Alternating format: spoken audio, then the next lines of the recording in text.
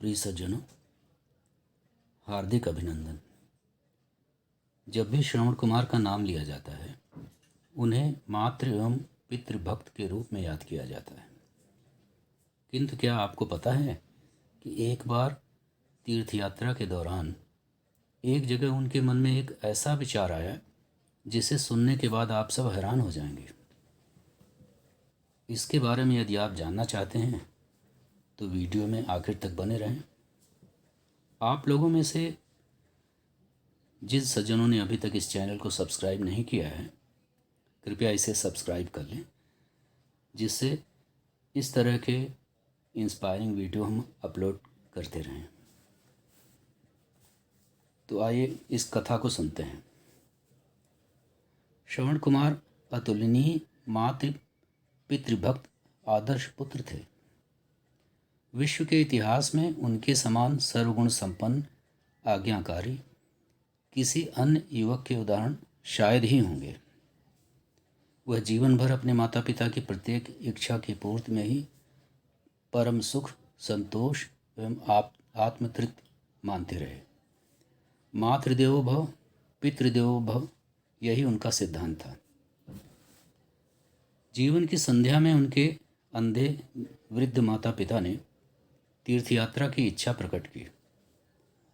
उन दिनों यात्रा की आधुनिक सुविधाएं नहीं थीं जैसे कि आज हैं, इसलिए आज्ञाकारी श्रवण ने उन्हें कांवड़ में बिठाया और पैदल ही तीर्थ यात्रा के लिए निकल पड़े। बीहड़ वन, मैदान, नदियाँ, नए नए अजनबी प्रदेश मार्ग में पड़े। पत्थर कंकड़ की पहाड़ियाँ पार की। श्रवण कुमार ने अनेक ऊबड़ खाबड़ मार्ग पार किए। माता पिता की एक इच्छा की पूर्ति के लिए श्रम, थकावट, भूख प्यास, बेआरामी के नाना कष्ट सहे, पर वह कर्तव्य पथ पर निरंतर अग्रसर होते रहे। मार्ग में चलते चलते एक प्रदेश ऐसा आया जिसे जहाजपुर कहते थे। जैसे ही उन्होंने उस प्रदेश में अपने कदम रखे, आज्ञाकारी श्रवण कुमार के मन में एक अजीब परिवर्तन हुआ। वह यह नहीं समझ पाए कि विचारों का यह नया प्रवाह न जाने किस मार्ग से उनके मन में प्रवेश कर गया। अब वह सोचने लगे, मैं इनके लिए व्यर्थ ही क्यों वन वन खाक छानता फिरूं। ये अब हैं ही कितने दिनों के मेहमान। थोड़े समय बाद इनकी जीवन लीला समाप्त हो जाएगी। मैं इन्हें कंधे पर लादे लादे थक हार करके या हिंस पशुओं का भोजन क्यों बनूं। तीर्थ यात्रा हो न हो, मुझे इससे क्या लाभ। मैं इन्हें यहीं छोड़कर वापस लौटता हूँ। कहाँ के पछड़े में पड़ गया। लादे लादे कहाँ चला आया, पाँव में भी छाले पड़ गए। इस तरह के नेगेटिव विचारों में डूबकर उन्होंने वृद्ध, अशक्त, अंधे, निसहाय माता पिता को मार्ग में आगे ले जाने से उन्होंने स्पष्ट इनकार कर दिया। अब इसका दूसरा पहलू भी देखिए। उनके वृद्ध माता पिता अत्यंत विस्मित, चकित थे। एकाएक यात्रा रुक जाने से उनका मन संकल्प विकल्पों से भर गया। वे श्रवण कुमार में अचानक इस तरह का परिवर्तन देखकर कुछ भी नहीं समझ पा रहे थे कि ऐसा क्यों हुआ। मन ही मन वे सोचने लगे, अरे यह अकस्मात कैसा असर है। इतने शिष्ट और सुशील आदर्श पुत्र में इस तरह के स्वार्थ और अहंकार के विचार कैसे आए। यह आधी रात यात्रा में ही क्यों करके रुक गया। कहाँ तो एक पल हमारी सेवा से विमुख नहीं होता था और कहाँ इस अनजान वन प्रदेश में ही हमें छोड़ देने के लिए तैयार हो गया। क्या इसके संस्कारों में दोष आ गया। हाय हमारा दुर्भाग्य। यह विनाशकारी प्रभाव आखिर कहाँ से आ गया इसके अंदर।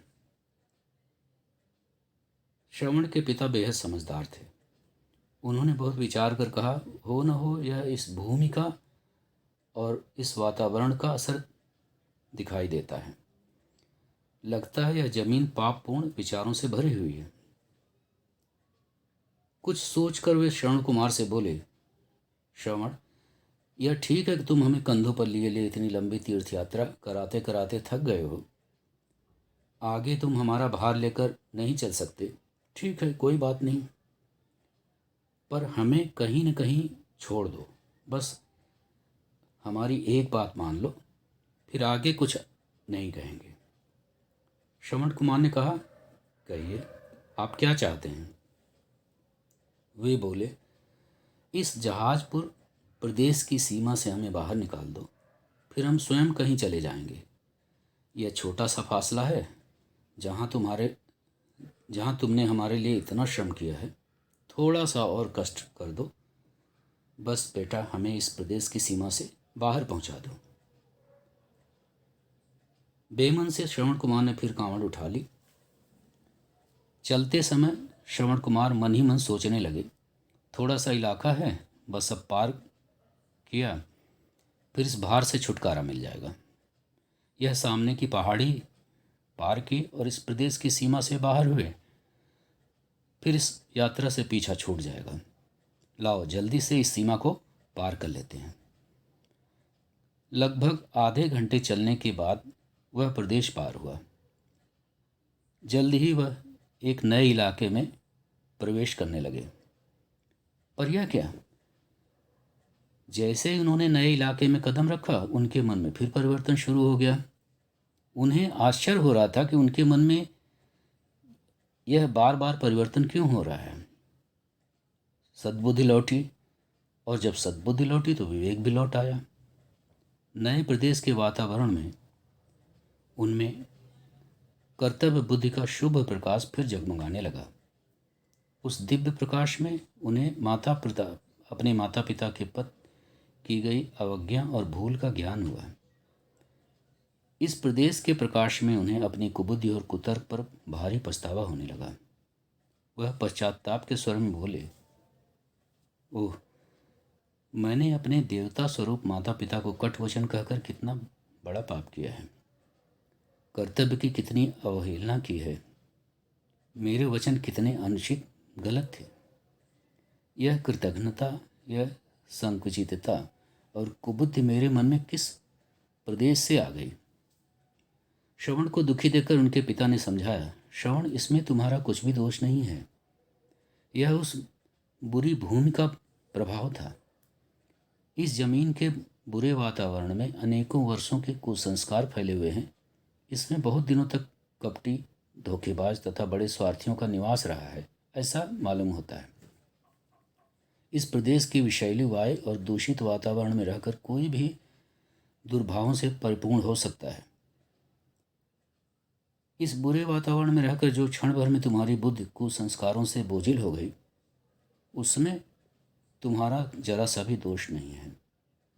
यह सब कसूर यहाँ के विषैले वातावरण का है। तुम्हारी पितृ मातृभक्त में कोई कमी नहीं है। यह सुनकर श्रवण कुमार को काफ़ी संतोष मिला।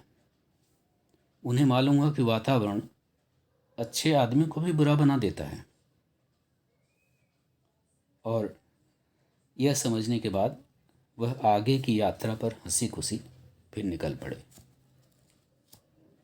सज्जनों, हम जैसे शुभ अथवा अशुभ वातावरण में रहते हैं, उसका गुप्त प्रभाव चुपचाप हमारे मन और शरीर पर पड़ता है।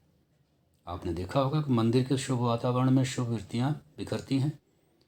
मदिरालय और इस तरह की अन्य जगहों के आगे गंदी वासनाएं बुरी तरह भड़क उठती हैं। जबकि गंगा जी, यमुना जी, त्रिवेणी इत्यादि में स्नान कर मन प्रसन्न हो जाता है। मथुरा, बद्रीनाथ, केदारनाथ, हरिद्वार आदि पुण्य तीर्थों में हम आनंदित रहते हैं। वहाँ का वातावरण ऋषि मुनियों के पुण्य कार्यों, पवित्र विचारों और तपश्चर्या, शुभ संकल्पों से भरा है, जो कि आज भी उस वायुमंडल में मौजूद हैं। तो वातावरण का भी बड़ा प्रभाव पड़ता है। इस कथा से हमें यह मालूम होता है कि शुभ या अशुभ वातावरण का बेहद प्रभाव होता है और वह हमारे मन और विचारों को काफ़ी हद तक प्रभावित करते हैं।